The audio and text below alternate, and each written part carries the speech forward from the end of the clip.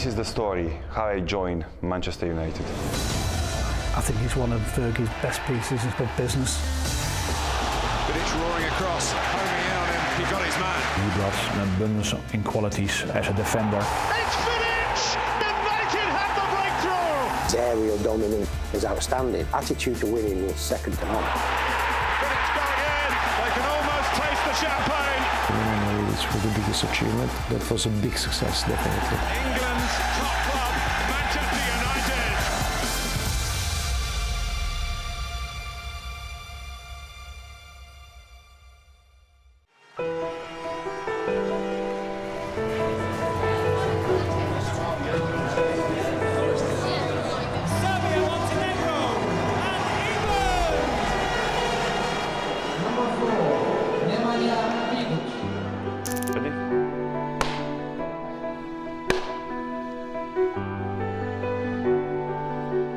Normally when you play against teams like England, you always have someone that will be watching your game. And of course, I was thinking about it because Manchester United showed interest in 2002. A fourth win in a row for England in a game of 21 substitutions. It's nice to see those youngsters coming on, like you call Rooney. They can play football, and that's important for the future. I remember that game because Wayne Rooney came in the second half as a new talent and maybe one of the best young players at the time in England. And for me as well, I was young at the time. It was interesting to me to see how good I am playing against Wayne Rooney. And Heskey, he was really physical, good in the air. I remember that I was keen to show how good he is, and I felt that his strength and power.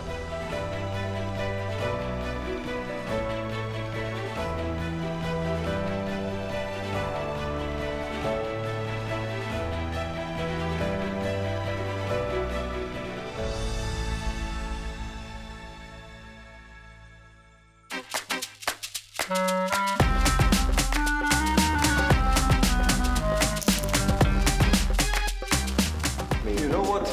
I was looking for photos here. I was in Red Star, I was following the competition. I saw one young central defender who was interesting very much. I started following him just like that. At that time I was not working at Man United. I was just a close friend to Carlos Queiroz, who was assistant of Sir Alex in Man United, because I was his player in Sporting Lisbon. Games after games, I start seeing his qualities, and then I have recommended him later firstly to Carlos. Fergie's old back fours were built around a core of Bruce and Pallister, Johnson and Stam. There were two different styles of centre-backs, yin and yang sort of thing. I'm not saying your Bruces and your Yapstam were total destroyers, but they were hard men and would get stuck in. At the time I didn't know Sir Alex has, for the centre defenders in Man United, it was Rio Ferdinand, Wes Brown, Michael Sylvester. Laurent Blanc was already by the end of his career. And I thought about recommending him to Carlos, because I saw Rio, who was a fantastic player still in a very good age.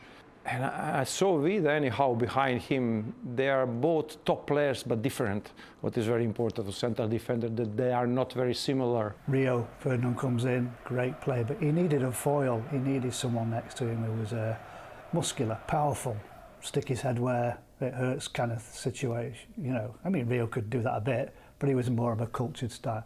So they needed that chemistry, and they didn't really have it.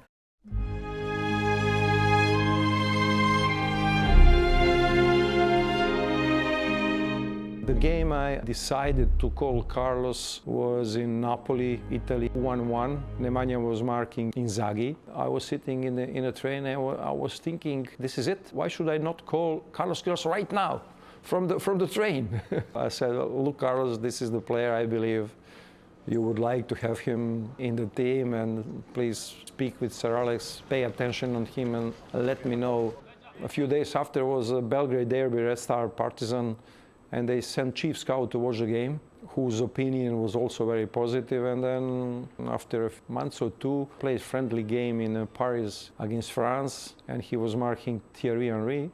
Sir Alex Ferguson was on that game, and I remember that first in Paris we played three at the back. Sir Alex Ferguson couldn't see actually my potential and how good I am, especially because Man United always played 4 at the back, and he plays the way Man United play, always on a halfway line. And with Serbia Montenegro, I was playing very deep, and and he was not sure, and at the time he decided not to push for my transfer. Sir Alex came to the stadium. I met him for the first time, and his impressions were very positive, and I believe it will happen that time. He was not completely sure, despite that what he saw.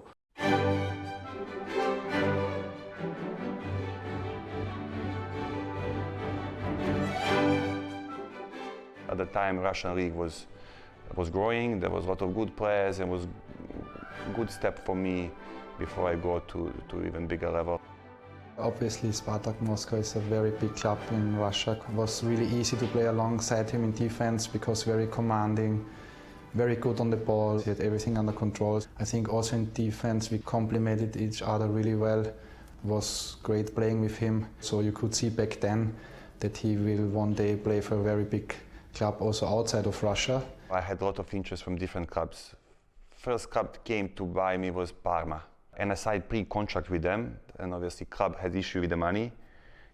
Deal was no longer in place. Then came Inter. Inter showed the interest, but the club at the time, Red Star Belgrade, didn't want to sell me. So I had 2 years of people speaking, I'm going to Parma, I'm going to Inter, then interest of Man United, the different clubs, and I was tired of it. So I felt that I need to change. Obviously, Red Star is the big club, but the league was not good enough no more for me. So I need new challenge. I had the opportunity to go to Shakhtar Donetsk. I went to negotiations with them. I was not sure that this is the club for me. Then I moved back to Belgrade.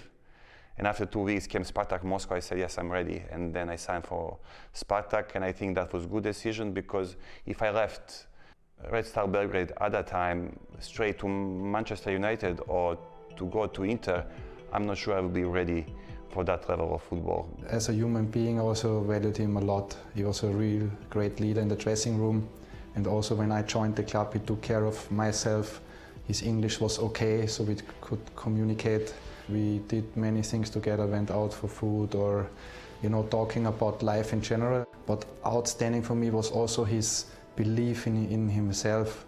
And back in the day, I know he had interest from several clubs, but he always said to me, Borga, I only leave for a very, very big club. They were quite literally unbeatable. The title and a place in history belongs to Arsenal. The men from the King's Road are the kings of English football. Chelsea are Premiership champions. Talk of a one-horse Premiership race is enough to get Sir Alex Ferguson bristling. But he's also aware his Manchester United team need to come out of the traps with all guns blazing if they're to challenge Chelsea. Obviously the bar's been raised. We're not going to be able to afford a 1 point lead to anyone. So therefore the start to the season was always going to be imperative.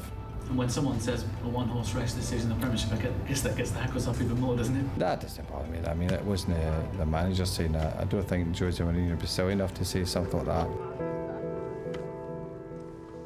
Sorry. Sometimes we'd just mention, areas in the team that we probably needed to strengthen or needed to look at going forward. Come that turn of the year, that's when we felt as though if we were near there or near about, probably in that championship mode, if we could bring the odd player in that made a difference, it could take us all the way through.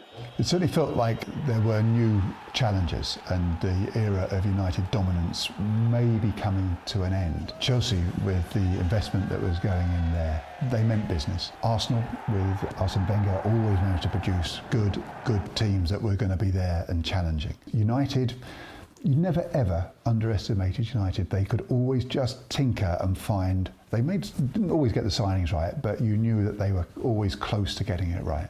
I had a manager, he's Italian, and he's stayed with me through all my career, and he was keen to bring me to Italy, and he bring me quite few clubs, Inter, Parma, Palermo at the time as well, Fiorentina. So Russian leagues was expanding, a lot of new players coming, a lot of agents, scouts, they're coming to watch the games. And anything in life, when people start speaking, good about you, a lot of people find the interest. I had interest from Fiorentina. I agreed the deal to go there. Then came Liverpool. At this time of year, it's all about giving and receiving, and it's the same story at Liverpool. But Rafa Benitez is staying tight-lipped on whether Spartak Moscow defender Nemanja Vidic or Atletico Madrid winger Luciano Galletti are on his Christmas list. I am thinking about the games, and the scout department is working, thinking about the new players. But I said before, we have some names, we have some alternatives, some possibilities, but I don't like to say this one or the other one. We are working. My English was not good enough to speak with Rafa Benitez. My wife at the time was girlfriend. He was actually in the car with me when I spoke with Rafa, and he showed first interest, and he wanted to bring me. Probably was the issue with the clubs, with the money to play, probably, but definitely he was keen to bring me. After 1.5 years, I think, they contacted me back and they try what's going on around Vidic. Would it be possible now to have him? And Sir Alex Ferguson just called me maybe 3 weeks after Rafa, and he asked me, do you want to play for Man United? I said yes.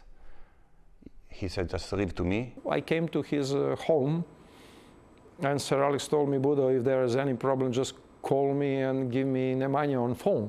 Nemanja was with his wife, and the story was nice, But first, when I told him, well, would you like to speak with Sir Alex? He said yes, but I'm not sure he was convinced that I will reach Sir Alex. It came out of nowhere, really. It was one of those where people had spoke about centre-backs and his name cropped up, and then you do a little bit more delving. He'd been playing consistent football, but he wasn't really in that sort of high echelons of the game. A few people in United were very involved. Sir Alex, Carlos before all, Jim Lower, chief scout, and David Gill, executive director. All of them were very engaged. Obviously, the deal was done very, very fast. Actually, it was done that fast that I didn't negotiate my contract. Actually, club, they agreed their actually fee. But when I came to United to negotiate my contract, I didn't know what they're going to get there. I realized at the time Man United have a scales in the contracts, But I had to come to second, but third, fourth, and then I got less than actually I had in Spartak Moscow. And it's not about the money; it was about playing for the club, playing for Sir Alex Ferguson. Flew over Milan. We had 2 flights, both together. I remember we landed, and obviously expecting that there will be club driver coming to pick you up and take you to hotel. And obviously we're coming out from airport building, and there was Alex Ferguson waiting for us. And that was a surprise. My English was not that good at the time. Obviously I said hi, and he said hi to me and Budo, and he took the bag from him and my bag and put it in the back of his truck. I say wow. This is definitely a good story when I go back home, So I was Ferguson taking my bag. We were so impressed what a normal person is, despite his size as a football manager, That gesture, and obviously coming to pick me up, showing something as well, that he's glad that I'm there, and he showed as well that he's really, I would say, the human being, Sir Alex was great because he always knew that if he could get in front of the player, he was never going to let him go. So that's how deals happened. He was very persuasive, very passionate, and I'm sure all the signings he made, he appealed to them in certain ways, and the demands that he put on them, but also the vision that he had in order to be successful. He had great powers of persuasion, and Vida fell for it.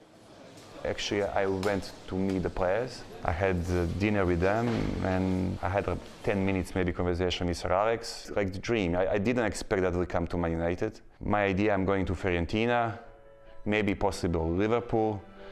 Then United came, and everything after that was history.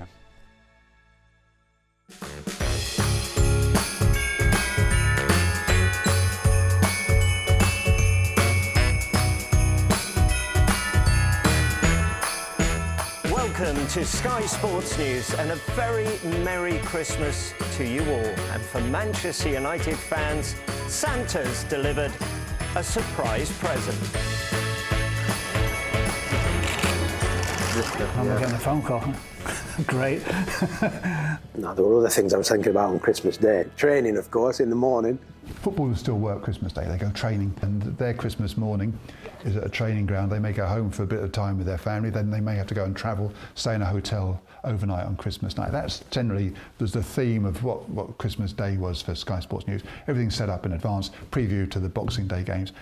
Not much else happens. United doing transfer business on a Christmas Day, that was unheard of, but they did. He was one of those who was completely under the radar, and I think that was just to head off. I think it was Fiorentina, I think, at the time. United's connection with him had been in any newspapers, and you know, I used to be able to speak to Fergie every day at that time. Now, he didn't tell me everything, but I'd never had cause to mention it to him, and he never mentioned it to me.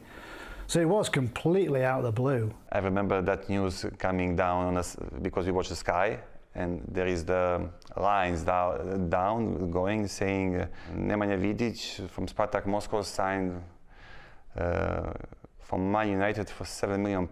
I remember normally, you know, in Serbia, when you're looking at those news, normally when you have those lines, you always have some bad news in the past, but this was the really good news for me, and obviously I was really proud for that moment. I remember I took the picture even on the TV. After that, I went with my wife. I took the 2 glasses, a bottle of wine and blanket, and we went to the historical place in Belgrade, Kalemegdan, to celebrate my new signing. Not like now where you can go on your laptops and your computers and find out everything about certain players. I had to be ringing people in Moscow, contacts I had over there. How was he doing? Who was he? Everything we've watched about him in all our scouting reports have been excellent, absolutely excellent. And obviously he's a young man too, which is, as you know, for centre-halves, the best days are ahead of him at 24 years of age, and the next few years he's going to mature and develop, and I think you'll see the best of him. I think I used to do an annual piece with Fergie saying there's no value in the transfer market at this time of year. Anybody, the kind of personal player we want is top grade to improve us, and no one is going to sell that kind of player to us at this time of year. The fact that we took him was a masterstroke in a way, bringing him in January as well. That was unusual for Man United. I think he came with Patrice Evra as well at the same time. It was a disaster. It was a disaster. I remember, you know, I was living in Monaco, came in January. We were in a hotel in the countryside, and it was like raining and cold. At the time in Russia, we didn't have the games because of the winter, and so I didn't train for 3 weeks. I was not fit enough. And I remember even after the 3 weeks of trainings, Sir Alex Ferguson asked me, how you feel now? Are you ready to play? And I say, I'm not ready yet. No, you're ready. And then he gave me to play 1 game and did end up really well. When Nemanja arrived, he had to get up to the speed of things, really. Same with Patrice. I would be right in saying that they struggled a little bit at first. He'd played in the under-21s, the reserves for United, with Patrice under René Moulenstein, and I think they were both taken off at half-time. Me and Vidic, I remember we play a game with the reserve, and we get sub after 45 minutes, and we were talking, we were in the shower, and I was like, you know, my agent called me, he said he got AS Roma, Vidic wanted to go back to Serbia. People were laughing at us. René didn't want to hurt them anymore because I think they were having a bit of a tough time of it. No one knows really much about my game, so I'm actually starting from scratch. Normally I play for Red Star Belgrade, people in Serbia know me, in Spartak, in Russia people know my abilities, but in England no one really knows how good I was. We in the media are very guilty of it, of judging people very, very early. They've come from a different league, they've completely different level. We just don't really give them time to sort of show us that. So I suppose initially we're thinking, well, who is this person? But he was only 7 million, so it wasn't kind of like they'd spent a record amount of money on it. And you need to adapt to a new culture. I never play at 12 in the noon, you know, when I was playing in France, so it's those little details. Really long and frustrating. For me, definitely, I believe for Sir Alex Ferguson as well, but he didn't tell me that at the time, but he was supporting, definitely. You could always see that there was more in them and more to come, and they just needed that element of time to gel and to get a feel of what was then the Premier League. I think one of the masterstrokes that Fergie played was bringing them both on in the League Cup final. It was just to get that taste of winning a trophy with Manchester United and say, this is where you are, this is what the feeling's like. I think from the first moment he was on the training ground, he said like, I'm gonna fight, I'm gonna eat everybody, I'm gonna make myself as hard as possible to play against. And I think the way that he trained, that he conducted himself, that he showed straight away that the promise that he had. Slowly but slowly he came into the team and became an incredible defender. A very serious character. I think when he first came to the club, it wasn't necessarily the best time. I don't think we'd won for a few seasons. It definitely took him a little bit of time to settle in, a bit of time to get used to, I think, English football, the physicality of it and the Premier League and the speed of it. But once he settled in, he was dominant in the air, won everything that came into the box. A ferocious character. Every single day in training felt like it was his last ever challenge, his last ever header. He did things at 100%. After that first 3 months and that first half of the season, everything started to click. He brought an abundance in qualities as a defender, as somebody where you could rely on all the time, that he put his body on the line. As a goalkeeper, you need to make saves, but it helps when you have players in front of you that's where you can rely on, where you can talk to, where you feel a almost invisible connection that you know what they're going to do. He was perfect ally to Rio and vice versa. I mean, they were the best in Europe, I think, for a couple of seasons, voted in Europe's best team, and played with Bruce and Pallister, who were an amazing central defensive pair, and then obviously with Nemanja and Rio, they were equally as good and had unbelievable success, winning 4 or 5 titles together, 3 European Cup finals. Probably one of Manchester United's most dominant periods when them two were centre-backs. He was a great player, maybe a little bit underestimated about how good he was. Vida had a mentality which was second to none about defending. He knew where to position himself on the football field. He improved on his distribution immensely and became quite a consistent distributor of the ball. His aerial dominance, both for and against, was outstanding. Attitude to winning was second to none. I think he's one of Fergie's best pieces of business. You get him for virtually nothing, get him for peanuts, and then he wins everything and captains your side. I mean, what more do you want? Nemanja Vidic was the biggest achievement. Having in mind his quality, having in mind price that they paid for him, comparing today with other players, that was a big success, definitely. I was lucky to be in a really good period of time with Man United, obviously Sir Alex Ferguson, David Gill, but as well the football players at the time they played for the club. We had a mix of very young players, Wayne Rooney, Cristiano Ronaldo. Then there was a middle generation, 23, 24 years old players, Patrice Evra, Michael Carrick, myself.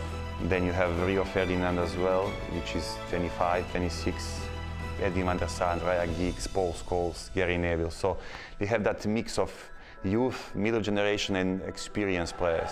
Special moment that I can play for Man United and always experience playing with Sir Alex Ferguson and to play on Theatre of Dreams.